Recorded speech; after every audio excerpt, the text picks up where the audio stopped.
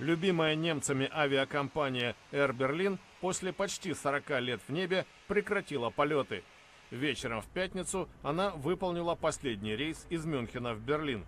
Перед вылетом сотрудники собрались на летном поле, чтобы попрощаться друг с другом и своими самолетами.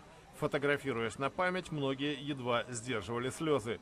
Похожие чувства испытывал и пассажир Кристиан Гайсберг. Я летал Air Berlin 10 лет, от 50 до 80 раз в год. Вот и сейчас летел из Дюссельдорфа с экипажем, который давно знаю. Пассажиры выбирали Air Berlin для полетов в отпуск, например, на Майорку. Авиакомпания неизменно угощала каждого шоколадными сердечками. Администрация была вынуждена согласиться на внешнее управление в августе. Правительство предоставило кредит, чтобы Air Berlin могла обслуживать пассажиров, пока шли переговоры о разделе имущества.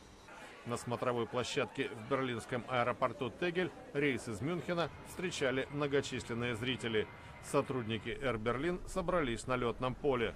Их будущее, по словам бывшего пилота и командира корабля, а ныне инструктора Дирка Зомерфельда, туманно. Самое печальное то, что авиакомпания Lufthansa не взяла на себя ответственность за персонал. Речь идет только о самолетах, хотя нам обещали, что примут на работу. Их интересуют наши слоты, наши челночные рейсы на Майорку, только эти вещи, а о людях никто не говорит. Значительная часть самолетного парка Air Berlin отойдет главному конкуренту и ведущей авиакомпании Германии Lufthansa.